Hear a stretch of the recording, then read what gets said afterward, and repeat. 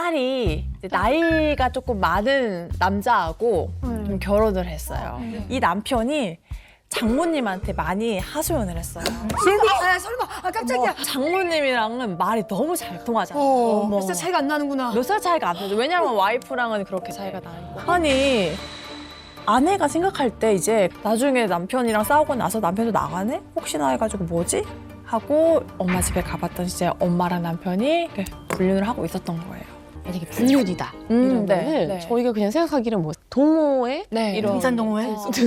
그런 데서 많이 일어날 거라고 생각을 한단 말이죠. 네, 네, 요즘에도 그런 게 더 빈도수가 아, 1위는 절대 변하지가 않습니다. 1위는 직장 내 불륜이거든요. 아. 왜냐하면 모든 시간을 함께 하는데 또 내가 하는 업무를 상대가 다 알고 있어. 어허. 그러니까 얼마나 공감대 형성하기가 좋아요. 네. 그리고 이제 두 번째가 말씀하신 것처럼 동호회인데 매해 트렌드가 바뀌고 있다는 게 많이 느껴져요. 동호회 트렌드가. 네. 우리가 제일 많이 들고 있는 게 핸드폰이잖아요. 그러니까 접근성이 좋은 게 깨톡 많이 사용하잖아요. 그러니까 거기에 어떤 지역 모임, 3040, 도식 모임, 뭐 금지된 모임 이런 거 검색하면 금지된 모임을 왜 금지를 시켰는데 왜 모여?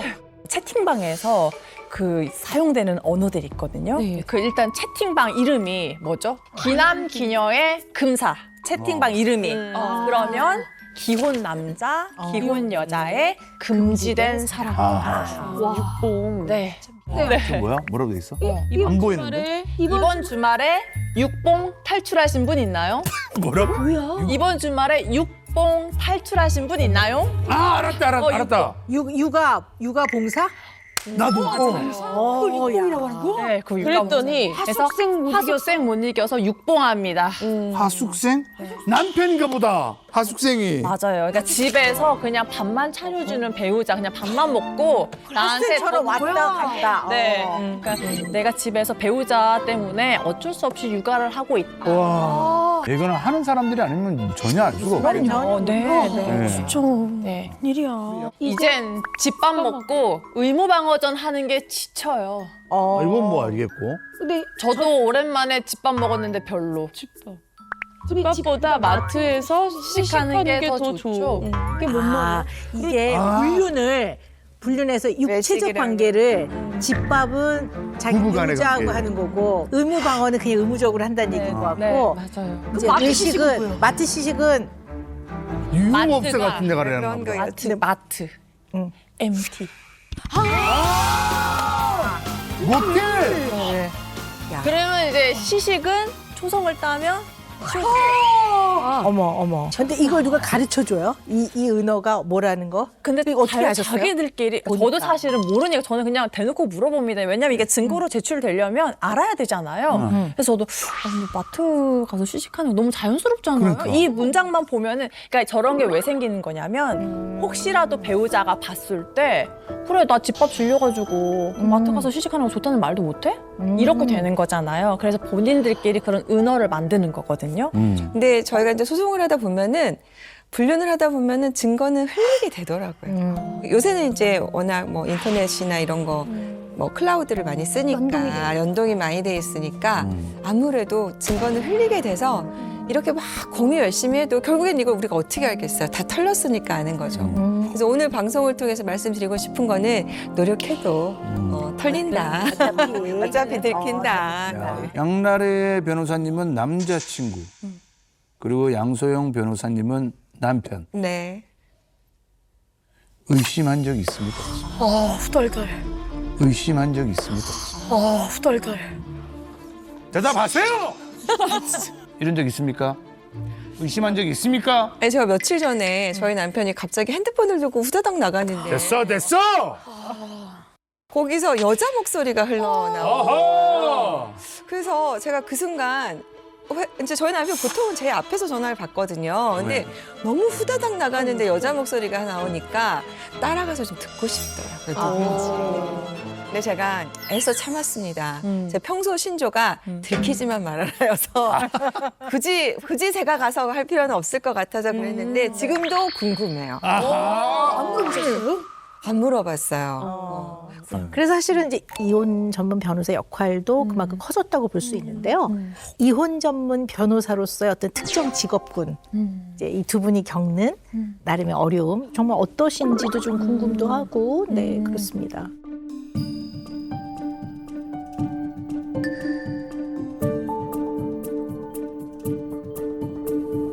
결혼식 초대받을 때가 제일 좀 난감해요. 이제 굉장히 좀 초대해 주시면 감사해서 축하하고 싶은데 거기 가서 뭐 이혼 전문 변호사다 얘기하기가 참 좀 그렇잖아요. 좋은 자리인데. 진짜 그럴 것 같아. 제가 미혼이거든요. 근데 이제 제가 그 이혼 전문 변호사세요? 혹시 결혼하셨어요? 했을 때 저 미혼인데요. 그래서, 그치. 결혼 못하죠. 막 이렇게 말씀하시거든요. 그런 게 진짜 네. 무서울 것 같아. 그러니까 제일 힘든 시기에 있는 분들을 저희가 만나게 되잖아요. 처음부터 시작해서 끝까지 그들의 불안을 저희가 좀 감당을 해야 되는 분야입니다. 특히나 이제 뭐 밤늦게 저도 조금 충전이 필요한 시간에 그다음에 주말에 이 정도면은 본인이 해결할 수도 있을 것 같은데 꼭 물어보시는 분들이 있어요. 뭐 문을 지금 열을까요, 말까요? 그리고 저쪽에서 이런 문자 보내왔는데 제가 어떻게 답변을 해야 되나요? 막 이러면서 저희한테 분노를 막 쏟아내실 때가 있어요. 그러면 또 이 분노를 이렇게 위로해드려야 되잖아요. 근데 이해가 되면서도 참 쉽지가 않더라. 그 당사자분들은 상대방 변호사를 진짜 미워하거든요. 왜냐하면 내가 너무 이게 상대방을 싫어하니까 미워하는 마음으로 소송을 할 거 아니에요. 근데 그 사람을 도와주고 있는 같은 편이라고 생각하면 굉장히 적대적이세요. 굉장히 적대적이세요. 그래서 법원에서 재판 끝나자마자 거의 도망치듯이 그냥 법정 밖을 나가거든요. 그럴 것 같아. 사람 무서운 사람이 많잖아요, 세상에. 그리고 또 변호사를 향한 보복성으로 뭔가 하시는 경우도 간혹 있기 때문에 저도 좀 불안하거든요.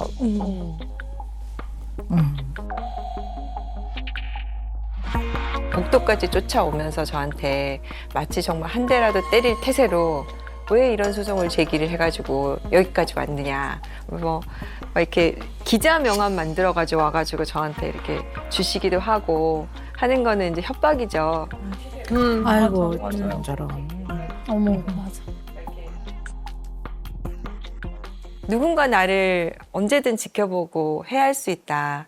비난할 수 있다. 이런 심리적인 불안? 이게 상당히 많이 있구나 싶더라고요. 제가 사실은 넷째를 가졌다가 유산을 당하기도 했어요. 유산하기도 했어요. 저를 또 고소한 분도 있고 그래가지고.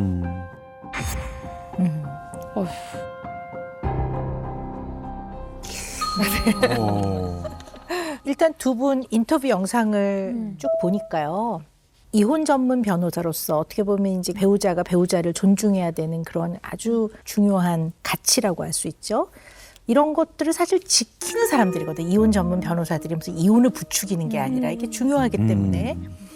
근데 보통 왜 뭐 이혼 과정은 진흙탕 싸움이다 이러잖아요. 근데 이제 이런 진흙탕 이제 싸움에 어떻게 보면 이제 같이 개입하고 있는 거잖아요. 그러니까 의뢰인의 대리가 돼서 의뢰인 입장에서는 법률적 편이 생긴 거니까 없던 거에 비해서는 훨씬 든든해지겠지만 이제 그들과 같이 이제 한 묶음이 돼서 이 진흙탕 싸움을 이제 해 나가야 되거든요. 근데 그걸로 인해 이혼 전문 변호사라는 직업적 역할에서 오는 그런 여러 가지 비난들, 편견, 예를 들면 뭐 부정적이죠. 야 남해를 갈라서게 해놓고 너네는 돈을 버니? 야 남해를 갈라서게 해놓고 너네는 돈을 버니? 뭐 이런 식으로 아니면 이제 그 사람을 변호하면서까지 너는 돈을 벌고 싶니? 너는 그렇게 돈이 좋니? 이런 나쁜 사람을 변호하면서까지 돈 벌고 싶어? 이렇게 보니까 이제 그걸 이제 고스란히 그걸 다 받아야 되니까 물론 이제 직업적인 소명의식이라든가 이런 거가 아무리 단단해도 그냥 여과 없이 그냥 받으면 힘들죠. 어쨌든 저희도 직원도 월급을 줘야 되잖아요. 그러면 이제 사건이 끝나면 또 성공 보수를 받아요. 이제 미국은 타임 차지로 받는데 그 타임 차지로 하면 결과와 상관없이 돈을 받는 거니까 변호사가 오히려 더 나쁜데 그런데도 불구하고 성공 보습 줄 때쯤이면 의뢰인들이 앞뒤가 되게 달라지세요. 변호사님밖에 없어요. 변호사님이 최고예요. 너무 감사해요. 저희 사무실에 간식이 끊이기가 없어요. 계속 간식도 갖다 주시고 했던 분이 갑자기 이제 저희가 딱 이제 마지막에 돈 계산할 때쯤 되면 트집을 잡기 시작하고 해요. 그러면 그냥 솔직하게 좀 저희 이러니 좀 깎아달라. 뭐 이렇게 얘기하시면 좋은데 비난으로 돌려가지고 했을 때 이제 그런 배신감 이제 그런 거를 이제 늘 경험을 하는데 그때 이제 굉장히 좀 약간 턱턱 무너지는 느낌. 네, 그것도 뭐 언제나 이혼 재판은 상대가 존재하기 때문에 변호사가 유능할수록 두 분이 유능하면 유능할수록 일을 잘 해낼수록 상대편은 잃는 게 많은 거니까 네. 상대편 또는 뭐 나의 의뢰인 왜냐면 결과가 나쁘면 나빠서 또 비난을 받고 결과가 좋으면 좋아서 상대방으로부터 또 비난을 받으니까 거기다가 또 이게 가족 문제니까 네. 당사자뿐만 아니라 가족까지 더해지니까 그들의 가족으로부터 또 받는 비난이 있거든요. 그러니까 이게 뭐 내 눈덩이처럼 불어난다고도 볼 수가 있고요. 네. 굉장히 다양한 비난을 받으시는 것 같아요. 네. 비난뿐만 아니라 어떨 땐 위협도 당하기도 하시고 그러는 것 같아요. 근데 이제 이런 것들이 평생에 일생에 한 번이어도 되게 힘든데 이제 뭐 다양한 종류로 또 어떻게 보면 자주 네, 있다 보니까 굉장히 영향을 많이 받을 수 있을 것 같아요. 그래서 저도 네. 이제 형사 고소도 당해봤고 아 네. 그렇구나. 민사 취소했다고? 네, 민사 손해배상 책임도 뭐 당해봤고 또 사무실에 정말 쫓아와서 112를 부른 케이스도 있고 어머.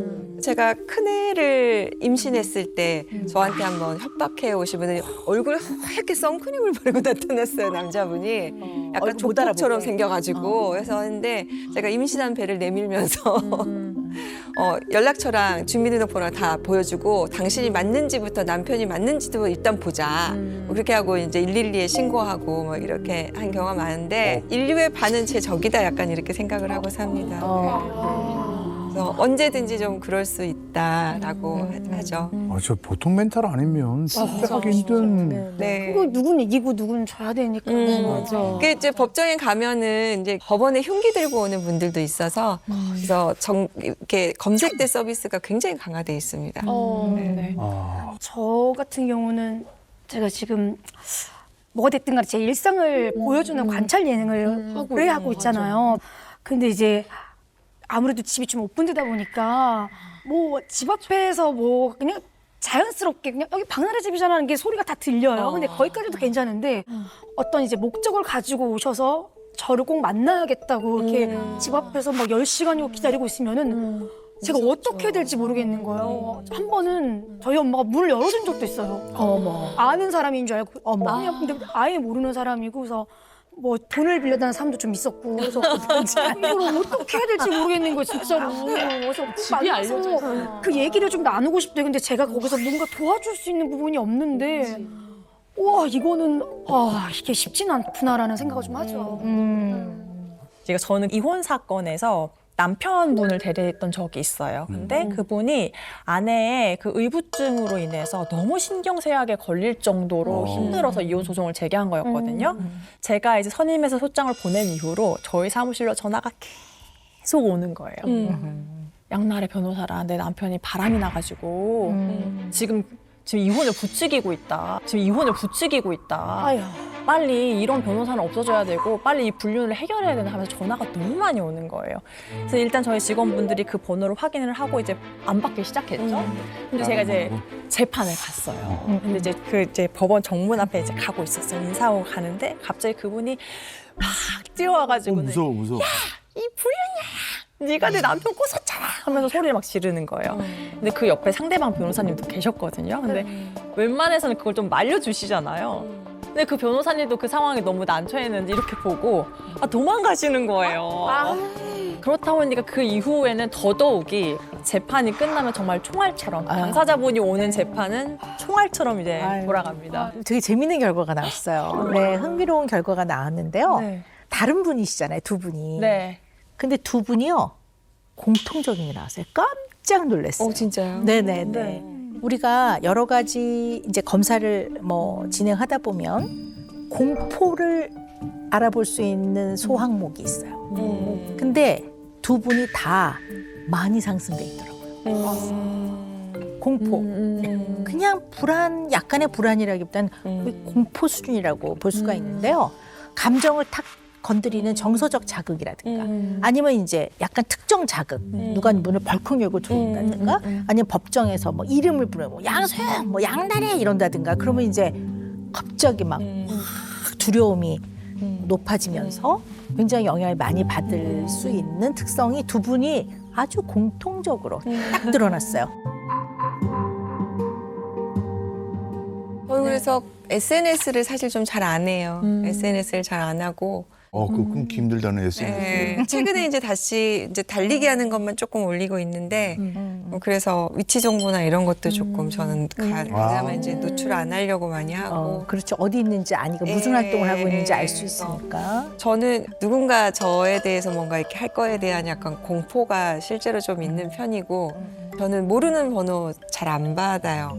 그래서 이제 그분이 다시 저한테 문자 줘서 나 누구다라고 밝히면은 이렇게 제가 대응을 하는 편이고 애들이 걱정이 좀 될 때가 연락 안 되면 정말 오만 생각을 다 하게 되고 그렇죠. 그렇죠. 네. 네. 뭐 엊그제도 이제 꿈에 갑자기 막 저를 죽이려고 막 이렇게 달려드는 사람을 피해서 하는데 너무 공포스러웠는데 어떻게 할 수가 없었어요. 근데 그런 이제 마음속에 있는 공포가 좀 있는 것 같아요. 그래서 이제 뭐 육체적으로 문제가 안 나타나면 이제 공황 장애 시작일 수도 있다 이렇게 저도 그렇게 얘기를 하더라고요. 그래서 요새 이제 아침에 제일 힘든 게 불안이에요. 저는 좀 방금 놀라웠던 거는 누구나 다 그런다고 생각을 했었거든요. 아, 그렇구나. 저는 그래서 지하 주차장에서도 꼭 이렇게 조금 입구 쪽 있잖아요. 그쪽 주차 자리를 좋아하거든요. 구석에서 주차하고 네네네. 걸어오는 게 너무 무서워가지고. 네. 그러니까 그 현관문 띠띠띠 누르는 데 있잖아요. 그쪽에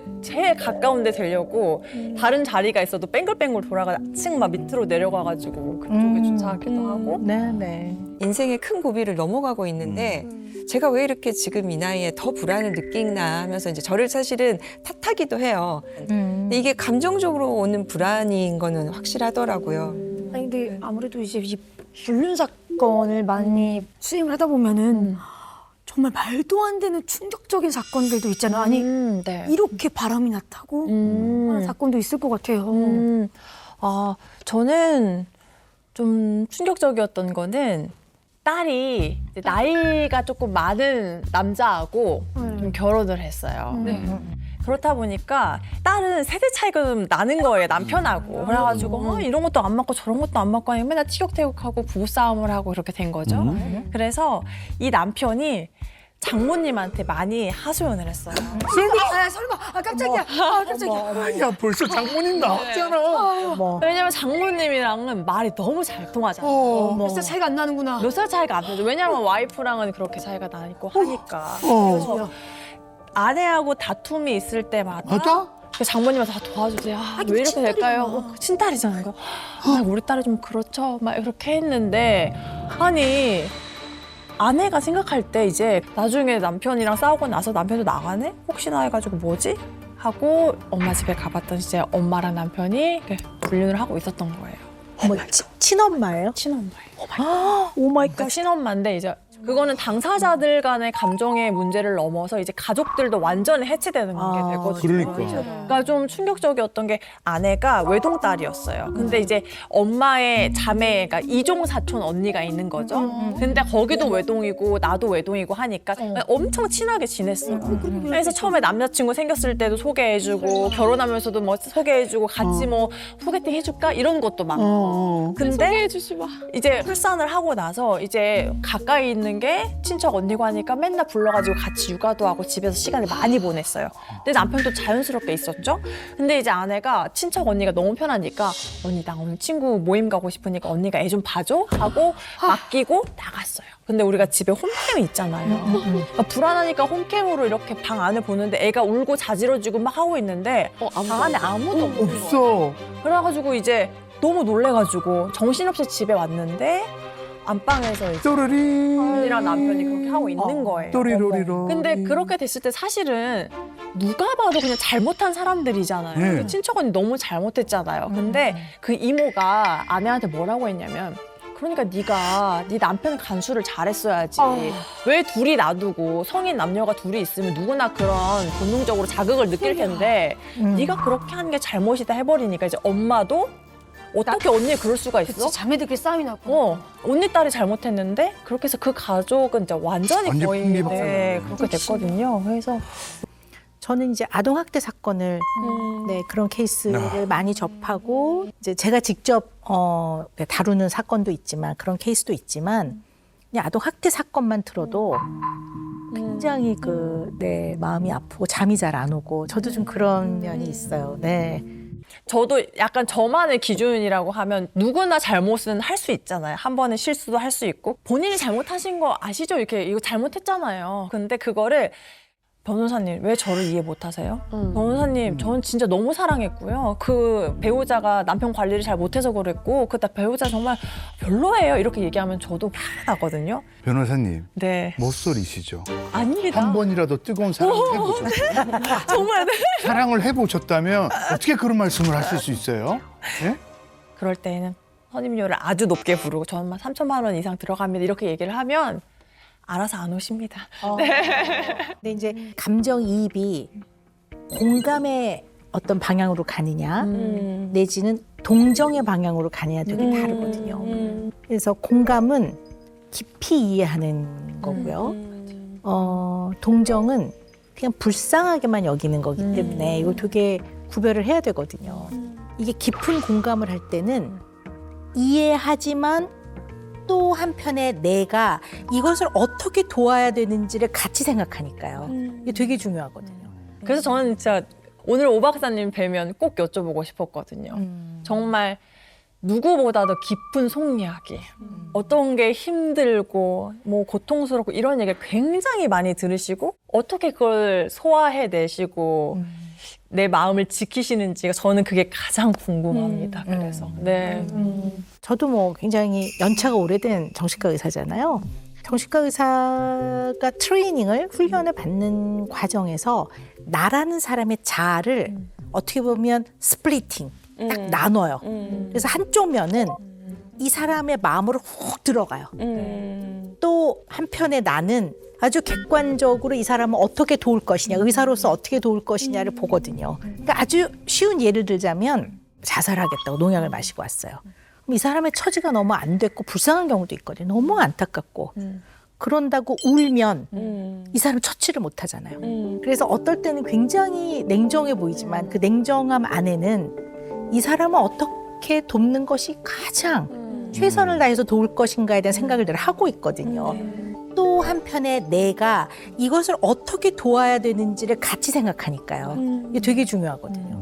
그래서 아까 말씀드렸다시피 약간 요동친다. 내 마음이 좀 많이 요동쳐졌다 그럴 때는 약간 한 발 물러서서 그거를 좀 잘 바라봐 보는 거.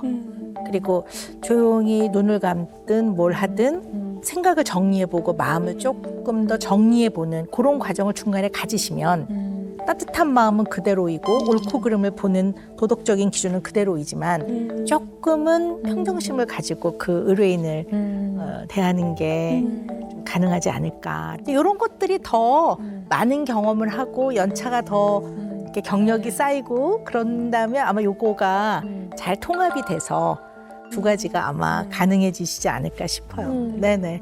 우리 그 양소영 변호사님은 어떠세요? 저는 사실 이제 너무 안타까웠던 사건이 이제 가장 최근에 있었던 사건 중에 하나가 간단한 부부 싸움이었어요. 그런데 이제 어디 내 아들한테 대들어? 그렇게 하고 시어머니가 아들을 이혼을 시켰는데 그 부인이 임신 중이었어요. 그래서 우리는 절대로 이혼할 수 없다.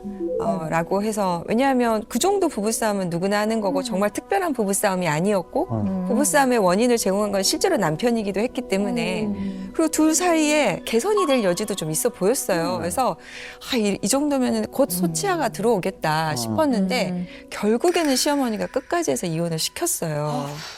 아이가 그 사이에 건강이 좀 많이 안 좋아졌어요. 아유 저런. 그 아이를 그럼 어떻게 책임지고. 그러니까. 사실은 임신 중에 소송을 거니까 제대로 애가 뱃속에서 컸겠냐고. 음.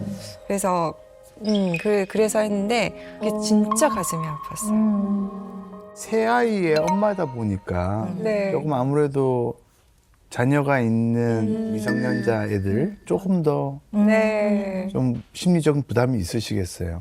아무래도 그렇죠. 이제 그 과정에서 아이들이 어쨌든 그러니까요. 한부모 가정에서 자라야 되고 연락이 뜸해지거나 자주 아니면 못 연락이 보니까. 끊기거나 네. 하는 상황에 빠지는데 그러면 이제 그때는 어떻게든지 이혼이 좀 안 되는 방향으로 막고 싶은 생각이 조금 있긴 합니다. 그래서 그런 게 좀 고민스러운 부분인 것 같아요. 실제로 뭐 사건 이후에 좀 더 어려워진 네. 분들 보면 더 마음이 아프다고 했는데 네. 뭐 그런 경우가 왕왕 있으신가 봐요. 실제로 이제 이혼 이후에 이제 특히 이제 뭐 어느 정도 재산 분할을 해서 가져가는 경우가 있지만 그걸로 애들 다 키우기 충분한 경우는 거의 없어요. 네. 특히 이제 애들이 어리면 부부 자체도 둘이 이제 막 일어서는 단계잖아요. 그렇죠, 그러니까 극빈자층으로 전락하는 경우가 사실은 아. 대부분이죠. 극빈자층으로 전락하는 경우가 사실은 아. 대부분이죠. 그래서 이제 양육비 아. 이슈가 저는 이제 아동의 생존권이라 생각을 하는 게 굉장히 중요한 인식이고 저는 그래서 이제 뭐 안 맞는 사건이 있어요. 양육비를 안 주고 싶어 하는 사건. 저는 이제 그거는 제가 제 철학하고 맞지 않아서 이제 양육비 관련해서는 저는 이제 절대 안 맞는 걸 원칙으로 하고 사건 진행하면서도 양육비 안 준다는 부분에 대해서는 이제 거기에 대해서 저희 의뢰인도 좀 많이 혼내기도 하고 그런데 또 면접 교섭을 안 하는 거는 저는 아동학대라 생각을 해요. 면접 교섭은 부모의 권리가 아니라 아이의 권리예요.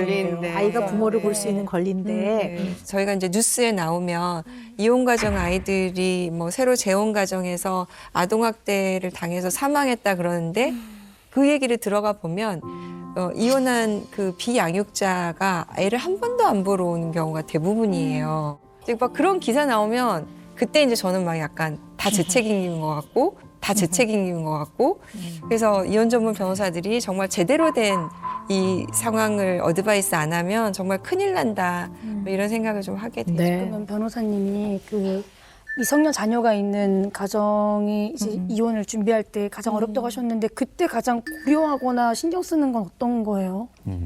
가장 저희가 제일 많이 부탁드리는 거는 배우자에 대해서 비난하지 않는 거.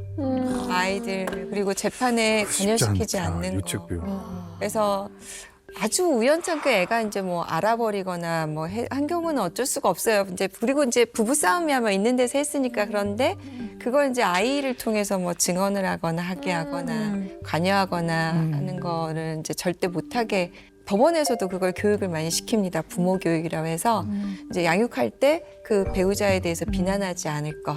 그리고 버렸다고 얘기하지 않을 거 이런 것들 교육을 시켜요. 그리고 면접 교섭에 이제 협조하지 않는 부모는 저는 양육권을 가질 자격이 없다 이렇게까지 제가 강하게 얘기를 하거든요. 그래서 면접 교섭을 방해하지 않도록 하고 이런 부분을 제일 많이 합니다.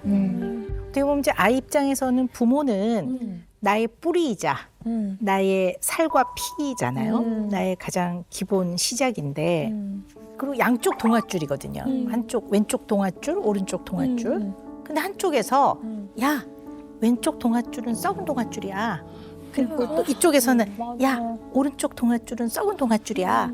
이 소리를 계속 듣는다고 생각을 해보세요. 그러면 동아줄을 놓치면 밑으로 뚝 떨어지는 건데 그럼 얼마나 위기를 느껴요? 그러면 굉장히 상처를 많이 받아요. 맞아요. 그럼 어쨌든 이혼을 하는 엄마 아빠라 하더라도 본인의 사랑하는 자녀가 이런 영향을 받기를 바라고 원하는 사람은 아무도 없을 거라고 봐요. 그러니까 이걸 좀 한번 좀 생각해 보셨으면 네. 그냥 그 부탁을 드리는 거죠. 네. 네. 저는 그냥 이 방송을 보는 모든 이혼을 하시는 부모님들 이거는 꼭 지켜주셨으면 좋겠다 하는 게 너무 아이를 사랑하는 마음의 양육권을 원하는 거잖아요, 서로. 그거는 정말 아이를 사랑하기 때문이거든요. 근데 내가 이 아이를 데리고 오고 싶다는 그 마음이 사랑하는 마음을 뛰어넘어서 이제 내가 확보하려면 어찌됐든 일방 배우자하고 좀 거리를 두게 하고 싶은 거예요. 그러니까 계속 야, 니네 엄마가 아빠가 생활비를 줬는데 니네들을 위해서 쓴 건 얼마고 다 네 엄마 사고 싶은 거 샀다? 이런 얘기를 막 주입식으로 하는 거예요. 그러면 아기는 일단 상황상 엄마 아빠가 사이가 안 좋은 걸 알아. 그리고 누군가를 하나를 선택해야 돼. 근데 이렇게 얘기를 하니까 아 그러면 아빠가 더 힘이 센가 보다 우리 집에서 그러면서 자기가 엄마랑 있을 때는 엄마를 원하고 너무 좋아하면서도 엄마 아빠가 같이 있으면은 엄마를 꼭 싫어하는 것처럼 그렇게 만들어진 행동을 하거든요. 근데 이제 너무 부부가 치열하게 이렇게 양육권을 원하면요. 양육권 가져가려고 하루 종일 게임만 시켜준다는 거예요. 애들이 호감 얻으려고. 나랑 살면 게임 계속 할 수 있어. 엄마는 그동안 양육을 위해서 게임도 안 시키고 되도록 미디어도 안 보여주고 했는데 진짜 무서워. 계속 TV 보여주고 게임만 시키고 변호사님 그래서 지금 요즘 애들이 하는 말이 엄마랑 살기 싫대요. 아빠랑만 산대요.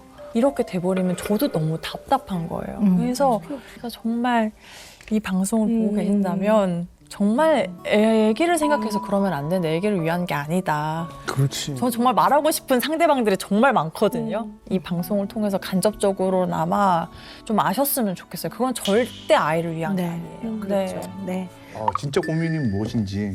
최근에 제가 좀 불면증이 좀 굉장히 심해졌는데 그 이유가 한 20년 전에 커밍아웃을 했는데 그때부터 이제 저와 비슷한 고민을 하는 사람들을 좀 도와줘야 되겠다. 그래서 이제 SNS로 소통을 하기 시작했는데요. 그게 요즘에는 너무 많은 분들이 폭주를 했구나. 폭주를 해서 새벽 한 4, 5시까지 이렇게 이야기를 하다 보면 제가 잠을 못 자고 재상담이 필요한 상태가 되지 않았나 싶을 정도로 조금 괴로워요. 좀 너무 속상한 게 답이 좀 늦었다던가 못 읽는 것이 많은데 그걸로 방송용이네 연예인은 거짓이네 욕하시는 분들이 몇 분 계시는데 그런 거 아니니 오해 말아주시고요. 그거를 답장을 안 하면 그걸 저는 궁금한 게 상담을 처음 해주게 된 계기와 시기는 언제쯤이에요? 이제 커밍아웃을 하고 나서 정말 제가 혼자라고 느꼈고 너무 힘들고 뭐 극단적인 선택도 고민을 했을 때 저는 이겨내고 보니까 주변에 있는 저와 비슷한 고민을 하는 후배들이 있더라고요. 어린 친구들이. 근데 이 친구들한테 제가 상담창을 좀 열어놨어요. 그러는데 어느 날 새벽에 문자가 하나 왔는데 10분 안에 답장이 안 오면 자기는 극단적인 선택을 하려고 마음을 먹고 그 친구 사는 아파트 옥상에 앉아 있었던 거예요. 근데 제가 이제 답장이 7분 정도 만에 했거든요. 다행이에요. 그 친구의 이야기를 들어보니까 중학교 학생이었는데 정체성이 조금 다른 것 때문에 친구들한테 너무 힘든 학대를 오랫동안 받았더라고요. 그래서 그것 때문에 자살을 결심했었는데 저랑 이야기하고 제가 준 솔루션 때문에 그 친구가 다시 살았어요. 저 앞으로 잘 살아볼게요.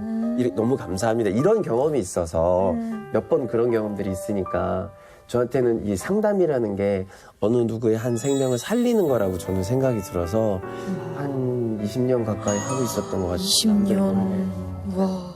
아니 근데 이게 상담이라는 게 사실 해결을 해주면 좋겠지만 해결을 못 해주는 경우가 때도 많죠. 있잖아요. 네. 그러면 해결해 줄 수 없는 좀 무리한 부탁 같은 것도 돈 문제가 제일 해결할 수가 없죠. 이제 코로나 때문에 자영업자분들 너무 힘드시잖아요. 네. 그러니까 제가 너무 잘하니까 이 일을 너무 잘하잖아요. 그 입장을 3천, 5천, 1억, 뭐 2억 뭐 이렇게 자꾸 돈 얘기를 많이 하시는데 그거는 사실은 제가 해결해 드릴 수가 없는 거여서. 아니 근데 사실 네. 너무 쉽잖아요, 사실은. 받으면 받으면 되잖아요. 되는데 예. 사실 받으면 너무 단순해요. 그렇죠. 간단하게 끝내는 일인데 제가 그 몇몇의 생명을 살렸던 그 경험이 있어서 혹시나 그런 친구들은 꼭 그 마지막 순간에 저한테 연락이 와서 제가 좀 손을 잡아줘야 되거든요. 우리 석천 씨는 상담의 목적이 뭐라고 생각하세요? 상담의 목적 일단 이야기를 잘 들어주고 용기를 좀 주는 거 아닐까 싶은데요. 그러면 흔히 말하는 상담사, 상담을 해주는 사람의 역할은 무엇일까요? 첫 번째로 잘 들어줘야 되는 것 같고요. 어떤 상황을 객관적으로 평가를 좀 해줘야 될 것 같고, 그 다음에 이제, 작은 솔루션이라도 좋으니까 좀 솔루션을 주는 것이, 상담가의 역할일까? 그 솔루션은 잘 모르겠어요. 그러면 어려운 처지에 있는 사람을 상담을 해주는 거는 다 좋은 일일까요? 뭐? 이거 되게 신박한 질문을 던지시네.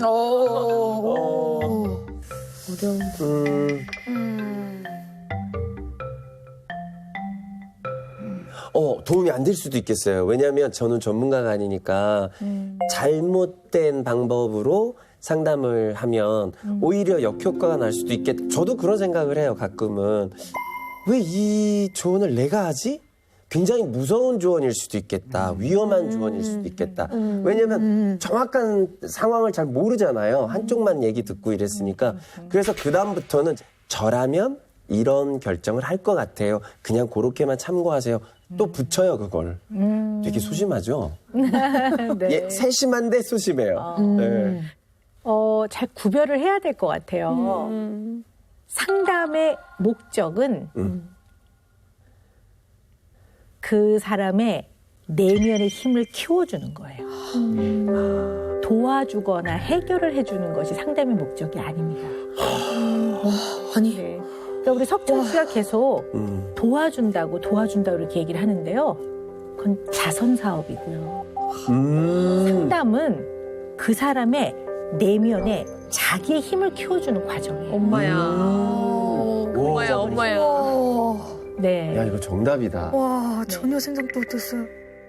도움을 받으면 그 순간은 넘어가지만. 잠깐은 도움이 되겠지만 정말 긴 인생을 놓고 봤을 때 정말 도움이 되는지는 잘 고민하고 판단해 봐야 돼요. 상담가의 역할이 중요한 거는요. 세 가지를 꼭 말씀을 드릴 건데요. 첫 번째는 모르는 불특정한 사람이 연락이 올 때 함부로 상담하면 안 돼요. 왜냐하면 그 사람의 문제가 어떤 문제인지를 정확하게 파악되지 않는 상태에서 상담을 하면 위험도가 굉장히 높아요. 두 번째는 객관적이고 중립의 위치를 지켜야 해요. 체계를 딱 정해요. 시간을 딱 정하고요. 예를 들어 4시부터 5시까지 60분을 한다.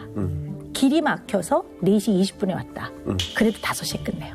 왜냐하면 그 치료 세팅의 중립을 무너뜨리면 상담하는 사람 입장에서는 상담가가 자기를 좋아했다, 싫어했다, 어느 날 받아줬다, 안 받아줬다라고 생각하기 때문에 처음에 이건 정확하게 이런 과정이고 이렇게 하는 게 야박한 게 아니라 이 당신의 치료에서 어떤 의미가 있다는 걸 정확하게 설명하고 그걸 다 동의하고 그러고 시작을 해요. 또 하나는 중립의 위치를 지켜야 되기 때문에 상담하는 과정, 치료하는 과정에서는 개인적인 컨택을 안 합니다, 저희들은. 그리고 불안할 때마다 계속 전화를 하는 걸 계속 받아주면 내면의 힘이 잘 안 생겨요. 그러니까 나의 한계와 내가 책임을 질 수 없는 거를 명확하게, 정확하게 받아들이고 인정하고 그 선에서 내가 할 수 있는 것이 굉장히 중요합니다. 이 한계를 인정을 못하는 거는 본인한테 굉장히 고민해봐야 되는 부분이 있다라는 얘기예요. 선생님, 근데 좀 네. 너무 냉정하지 않으세요? 되게 근데, 냉정하신데? 근데 그거를 냉정하다고 생각하는 네. 것 자체가 석천지가 생각해봐야 되는 문제인 것 그래요? 같아요. 왜냐하면 동정과 공감은 다른 거예요. 동정은 집안에 가산을 다 탕진하고 제가 어떻게 살아야 됩니까? 저 죽는 게 낫지 않겠습니까? 막 그랬을 때 어떡해 불쌍해서 이게 동정이고 공감은 훈련을 받고 증상이라든가 문제를 파악한 사람들은 분리를 해요. 그래서 이 어려워하는 사람과 손을 딱 잡고 그 사람의 내면으로 싹 들어가는 자기 자신과 이거를 매우 객관적으로 보고 있는 자기 자신으로 딱 스플리팅 시켜서 아주 객관적으로 보고 있는 두 가지의 자아가 있어요. 치료자들은.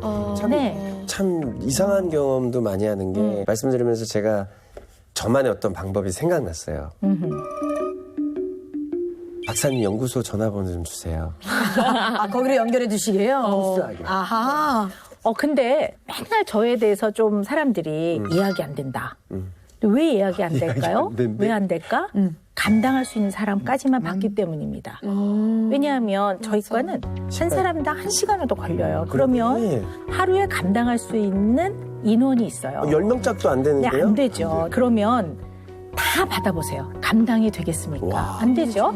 그리고 다른데 선생님 좋은 선생님들 많거든요. 그렇죠. 도움을 받아서 빨리빨리 문제를 해결해야지 이거를 마냥 기다리라고 하면 안 되는 거예요. 그렇죠. 그러니까 내가 책임질 수 있는 한계가 어느 정도인지를 정확하게 아는 건 굉장히 중요합니다. 그리고 이거를 받아들이는 게 냉정한 게 아니라 여기서부터 이 상대방이 제대로 된 길로 가는 걸 도와주는 거거든요.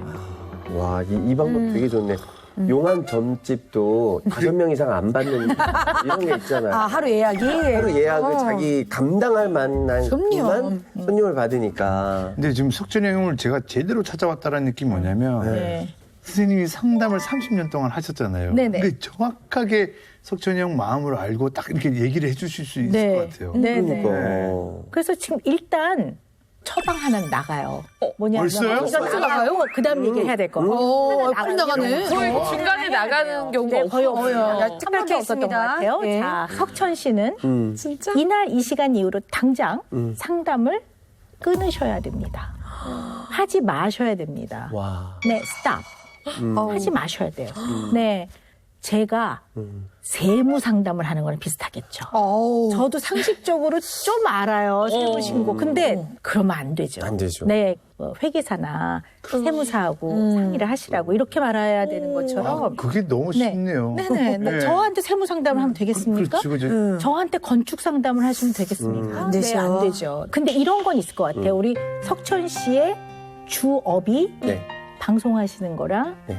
요식업이잖아요. 그럼 누가 예를 들어 요식업과 관련되는 약간 이제 그런 의견을 건- 물어봐요. 네, 그런 건. 그거는 해주실 수 아, 있을 그렇죠. 것 예, 같아요. 예. 근데 이제 그게 망해서 돈을 꺼달라. 이건 하시면 안 되고 알겠습니다. 책임질 수 있는 영역과 내가 넘어가면 안 되는 것을 정확하게 인지하고 받아들인 다음에 그렇게 대처하는 것은 절대로 상대방을 무시하거나 그를 냉정하게 내치는 게 아니라는 거를 잘 기억하시면 될 것 같고요. 자, 그런데 언제 커밍아웃을 하셨죠? 2000년도 9월 달에 한 거죠. 아, 네. 네. 그럼 벌써 이제 시간이 굉장히 네, 오래됐네요. 21년. 예. 네. 30살이 딱 되니까 그때가 마침 2000년이었어요. 아, 밀레니엄. 네, 밀레니엄인데 여러분 다 기억하시다시피 뭐 2000년이 오면 세기말이라고. 세상이 바뀌고 뭐 저한테도 뭔가 새로운 세상이 열릴 거라는 생각을 했어요. 제 20대 때 겪었던 저의 어떤 사랑, 이별, 뭐 사람들의 어떤 눈초리, 그리고 홍석천 씨는 어떤 여자분 스타일을 좋아하세요? 그러는데 나는 여자보다는 자꾸 거짓말을 해야 되는 거짓말을 해야 되는 거예요. 끊임없이. 네, 네. 내 스스로가 나한테 거짓말을 하는구나. 이걸 어떻게 해결해야 될까 하다가 2000년이 왔을 때, 이제 해야 되겠다. 그래서 이제 준비를 하고 있는데 어떤 기자분이 제가 어떤 TV 프로그램에서 다 편집이 됐는데 제가 이제 커밍아웃을 한 거를 소문을 들으셔서 인터뷰 요청을 했을 때 제가 떳떳하게 했죠. 아, TV에서 먼저 얘기를 말씀을 하셨어요? K본부 토크쇼에서 진실 거짓 게임을 한 거예요. 근데 첫 질문이 TV에서 맨날 이렇게 여성스럽게 얘기하는데 홍석천 씨는 뭐 여자보다 남자가 더 좋나요? 뭐 이런 질문을 한 거예요. 농담 삼아서. 농담 삼아. 근데 저는 그게 굉장히 좋은 순간이다. 네, 맞습니다. 그래서 녹화가 중단이 됐어요. 감독님이랑 막 난리가 나지. 난리 나지. 그것도 K본부인데. 네, 21년 전이니까. 21년 전이니까. 네, 네. 그래서 감독님이 저를 생각해서 편집을 해주셨는데 그 현장에 있는 많은 사람들이 이제 조금씩 소문을 냈잖아요. 그러니까 기자분이 인터뷰 요청을 하셔서 그럼 우리 정식 인터뷰를 하자. 그래서 정식 인터뷰하고 이제 그 일이 이제 터진 거죠. 아, 네. 화장이 근데 꽤 컸어요. 왜냐면 그만큼 정말 활동을 많이. 맞아요. 그때 스포츠 신문에 대문짝만하게 났었잖아요, 그때 그때. 스포츠 신문 1분야에 나오면 탑스타 아니면 못하는 건데 제가 그 타이밍에. 저도 이제 그걸 알았죠. 이제 내가 이 선언을 하면 나는 방송을 한동안 못할 것이고 이 시간에 뭐 뉴욕이나 어디 가서 한 3년 뮤지컬 연출 공부를 좀 하고 오자 준비를 다 해놨어요. 그리고 그동안 벌어놓은 돈도 이제 어느 정도 이제 유학비를 해놓고 그러고 이제 부모님한테 그때 이제 말씀을 드렸죠. 내일 기사 나갈 건데요 하고 이제 말씀을 드렸어요. 왜냐하면 나의 결정을 번복시켜야 하려는 걸 전 너무 잘 알고 있었기 때문에 그래서 이제 밤새 시골에서 올라오셔서 변호사 뭐 기자 다 불러놓고 어떻게 해야 될지에 대해서 근데 제가 끝까지 강하게 전 꼭 하고 싶습니다. 어떤 일을 보여줘도. 그리고 이제 기사가 나가고 이제 난리가 났는데 이 사람들한테 잘못한 게 없는데 왜 내가 이렇게 욕을 먹어야 되지? 싸워볼까? 이래서 이제 유학을 취소하고 하나하나 저의 싸움을 이제 시작한 거죠. 네. 근데 어떻게 보면 그 커밍아웃을 한 거에 가장 여러 가지 이유가 있겠지만 가장 큰 이유는 행복하고 싶어서. 자기 자신한테 자기 자신을 인정하고 자기 자신한테 솔직하고 네. 자기 자신에 대한 가치를 인정하고 싶었던 것 같아요. 네. 어떤 모습이어도 나는 살아갈 만한 가치가 있는 사람이고 내 자신이 얼마나 귀하다는 거를 이렇게 목소리를 내는 걸로 스스로가 이렇게 탁 단단하게 뿌리를 내리고 싶으셨던 것 같아요. 그게 어이구 갑자기 어이구 그게 아이고 나 왜 이러지?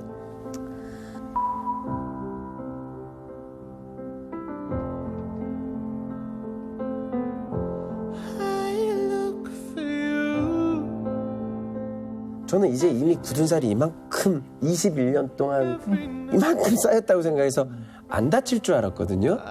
그리고 안 다친 척 했고 근데 가끔 이렇게 저를 이렇게 무장해제 시키는 이런 분이 한 분 나타나면 막 그냥 앵기고 싶고 막 저 너무 힘들었어요 막 울고 싶고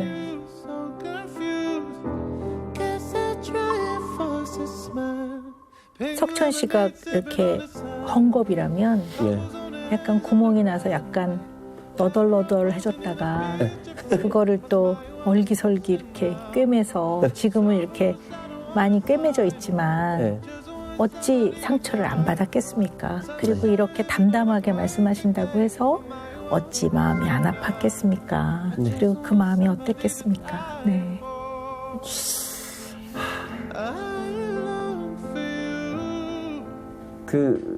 잘 버틴다 생각했던 게 한 7년 정도 후에 저한테 갑자기 이게 터지는 날이 왔었어요. 이게 누나가 저한테 서운한 소리도 하고 뭐 이래서 꾹꾹 참아서 버텨왔던 것이 가족이 한마디 하니까 이거는 다른 타인이 모르는 사람이 욕하는 거하고는 이게 달라요.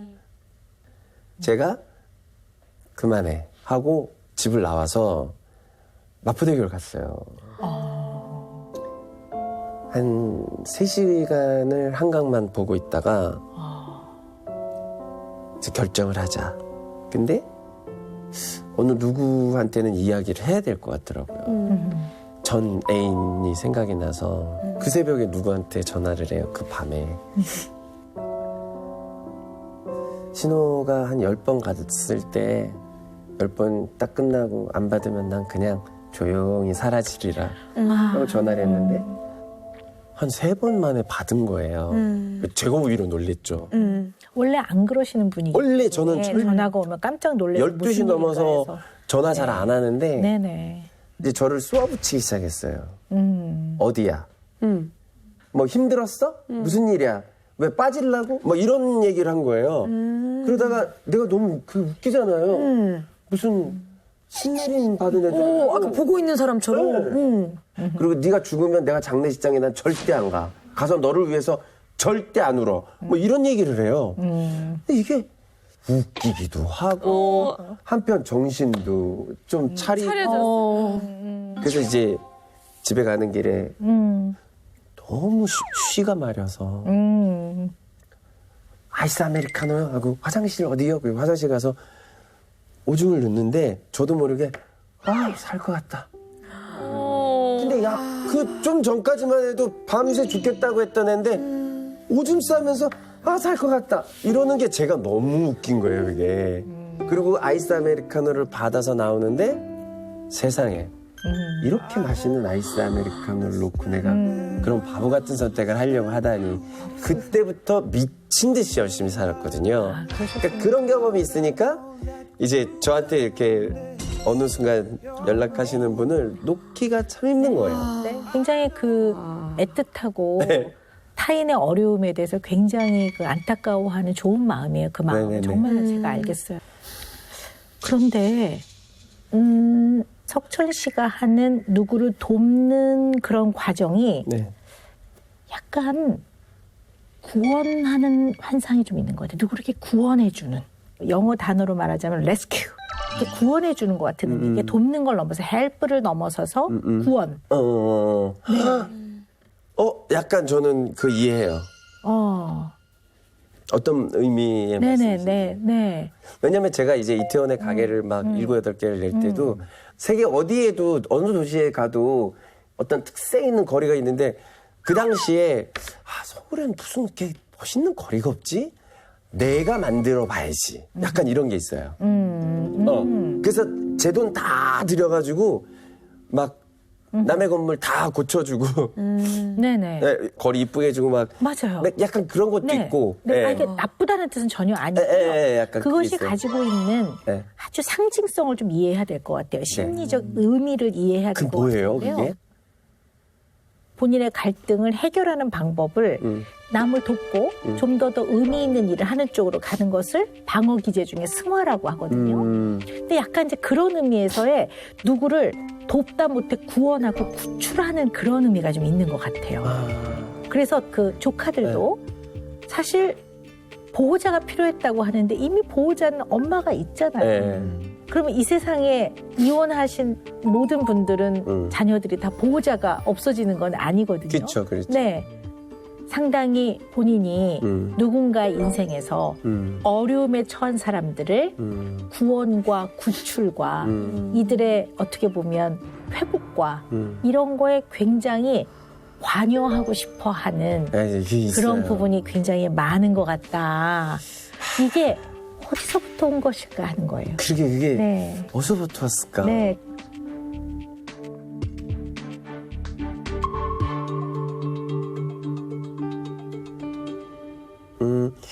글쎄요, 제가 제가 아주 어렸을 때 저는 모태신앙이거든요. 온 집안이 다 기독교 가정인데, 제가 청소년기에 난 다른 걸 알잖아요.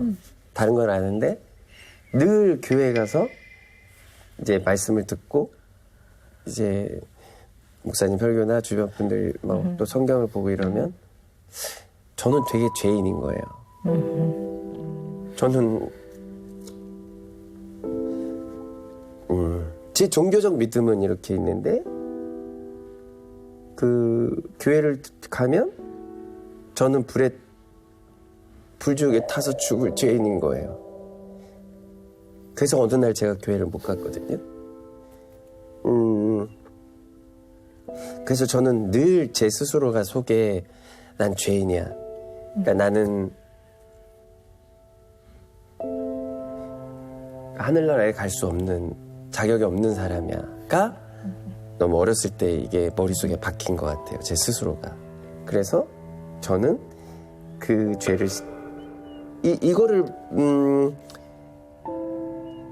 모두가 100점짜리는 아니잖아요, 인생이. 그래서 제가 항상 전 그냥 90점만 받고 죽을란다 이러거든요. 그럼 90점만큼의 착함을 제가 갖고 있어야 되는 거예요. 바로 그거예요. 근데 이게 너무 힘들어요. 저한테 너무 힘들게 하는 것 같아요, 제 인생. 정말 많은 부분이 이해가 되는데요. 네네. 그러니 그만큼 누가 봐도 선한 행동, 네. 그리고 남의 시각이 중요한 게 아니라 석천 씨 스스로 내가 이렇게 그래도 남을 위해 남한테 도움이 되는 행동을 네. 해서 이 사람이 죽을 똥살똥 하는 거를 내가 그래도 네. 구출을 해내고 네. 거기에 내가 굉장히 의미 있고 보람된 행동을 했다라는 걸로 차곡차곡 선함을 쌓아야지만 본인 스스로가 뿌리를 내리고 유지하고 살 수 있었던 것 같아요. 근데 그게 되게 잘 힘들더라고요. 네, 힘들죠. 왜냐하면 그렇게 안 해도 네. 홍석천이란 사람 자체가 그냥 귀하고 그 사람의 인생 자체가 가치 있고 매일매일 살아가는 인생이 그냥 그것이 그냥 원더풀인데 그걸로 충분한 건데 얼마나 힘들어요. 딴 얘기를 저는데 제가 석천이 형한테 이게 진짜 크게 한 방 맞는구나 라고 이렇게 생각이 든 게 뭐냐면 나는 석천이 형만큼 내 삶에 가치 있는 일에 대해서 저렇게 형처럼 쌓아받는 거가 되게 저한테 되게 반성이 드는 거예요, 저한테.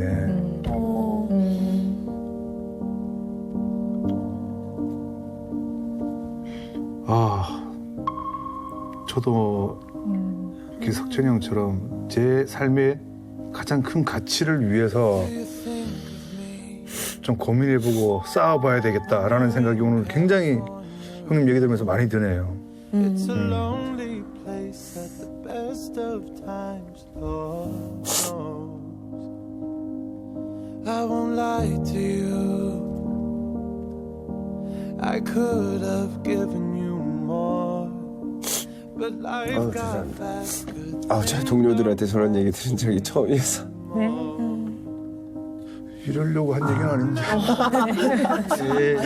미안해. 미안한데 왜냐면 저희 동료들은 저를 다 이해하고 저를 너무 사랑해 주죠. 그래서 늘 고맙다고 저도 늘 표현을 하는데 사실은 동료들한테도 얘기 못하는 저만의 아픔이 많거든요. 알게 모르게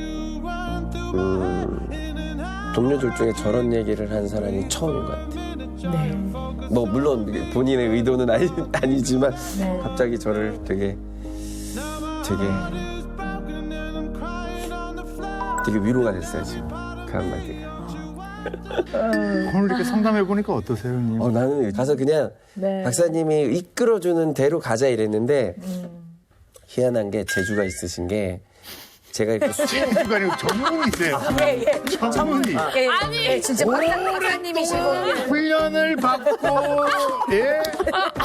내 자아와 환자의 자아를 중립적으로 보시기 위해서 국가대 본과 면접을 해오신 분이십니다. 30년을 죄송합니다. 제가 동료들한테도 이렇게 숨기려고 하는 그런 저만의 어떤 부족한 모습들이 있잖아요. 그런 것들을 이렇게 봉인해제시키는 놀라운 재주가 있으셔서 정말 대단하시다. 근데 너무 걱정스러운 게 시청자들이 저 너무 울보라고 생각하실까봐. 저 굉장히 냉정하거든요. 굉장히 무서운 구석 있거든요. 있는데 오늘 어쨌든 좋았습니다. 저도 시청자분들이 자꾸 뚱보라고 생각할까봐. 은영 매직은요. 이제부터는 개인주의자가 되라. 네. 최고의 답. 네. 제가 제일 하고 싶은 게 그거였거든요. 네.